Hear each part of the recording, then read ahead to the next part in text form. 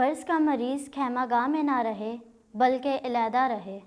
پہلی تلاوت احبار کی کتاب 13واں باب پہلی سے دوسری 45ویں سے 46ویں آیت تک۔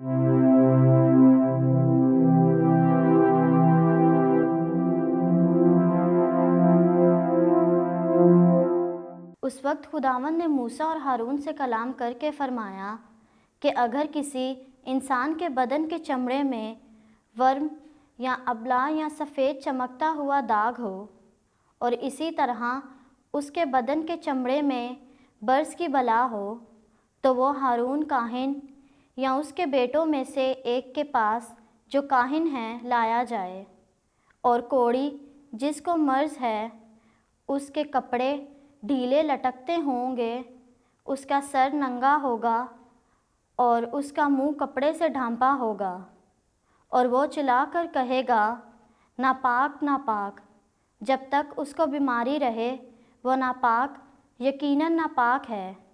وہ اکیلا رہے اور خیمہ گاہ سے باہر اس کا مکان ہوگا۔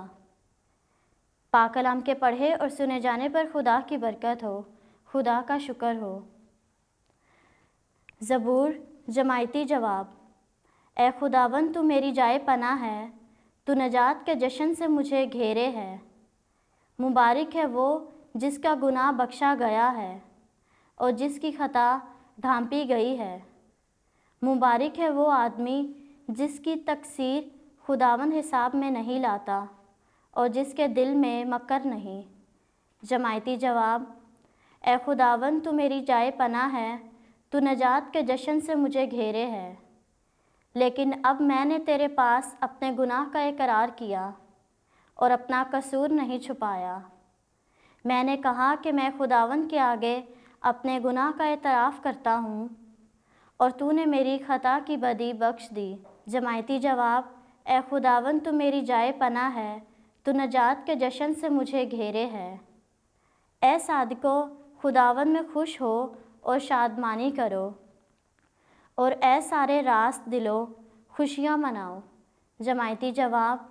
اے خداوند تو میری جائے پناہ ہے، تو نجات کے جشن سے مجھے گھیرے ہے۔